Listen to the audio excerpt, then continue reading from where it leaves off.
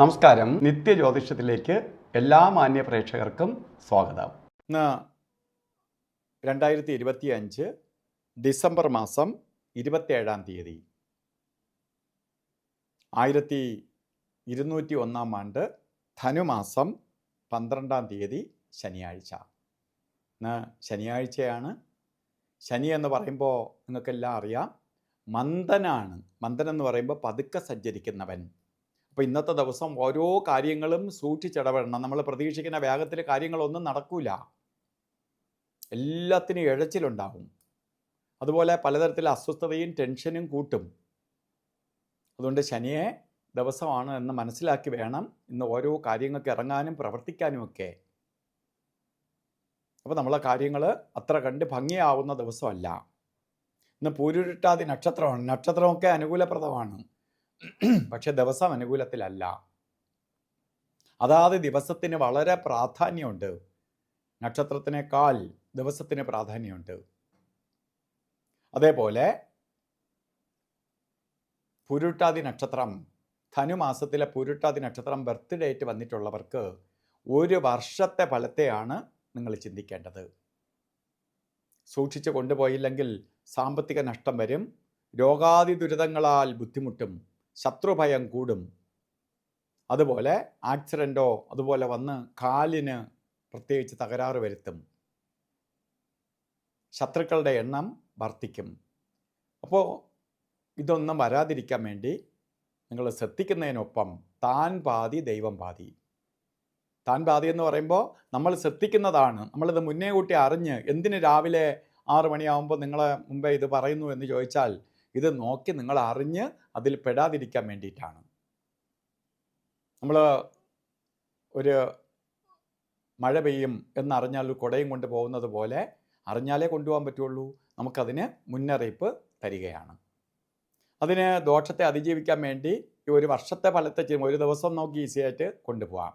ഒരു വർഷമാകുമ്പോൾ സൂക്ഷിക്കണം. അതിനുവേണ്ടി ശാസ്താവിന് നീരാഞ്ജനം കത്തിക്കണം. ശനിയുടെ ദോഷത്തെ കുറയ്ക്കാൻ സൂര്യഭഗവാനെ തൊഴണം. ശനീശ്വര യന്ത്രം ധനാകർഷണ യന്ത്രവുമായി ചേർത്ത് ദേഹരക്ഷ ധരിക്കണം. അത് പേഴ്സിലോ ദേഹരക്ഷയായിട്ടോ ബാഗിലോ എവിടെയെങ്കിലും നമ്മളെ കൂടെ പോകുമ്പോൾ കൂടെ കൊണ്ടുപോകണം. നമുക്കൊരു പ്രൊട്ടക്ഷനായിട്ട് കൂടെ നിൽക്കും. അതുപോലെ ഇന്ന് ഓരോ കാര്യത്തിന് ഇറങ്ങുമ്പോഴും രാഹു കാലം നോക്കി ഇറങ്ങണം. രാഹു എന്ന് പറയുമ്പോൾ സർപ്പത്തിൻ്റെ ബന്ധം നിൽക്കുന്ന സമയമാണ്. പാമ്പ് ചുറ്റിക്കും, ശനി ഇഴയ്ക്കും. അപ്പോൾ ഇവർ രണ്ടുപേരും ഒരുമിച്ച് നിൽക്കുന്ന സമയത്ത് എന്തെങ്കിലും ചെയ്താലോ നമുക്ക് വിപരീത ഫലം വരും.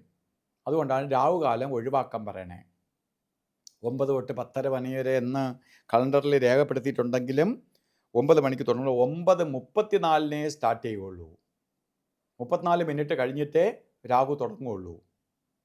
അപ്പോൾ 10:30 മണിക്ക് തീരൂല, 11 മണിക്ക് രാഹു തീരുള്ളൂ. അപ്പോൾ അരമണിക്കൂറിലേറെ വ്യത്യാസമുണ്ട്. അത് നോക്കി വേണം യാത്രയ്ക്കിറങ്ങാൻ.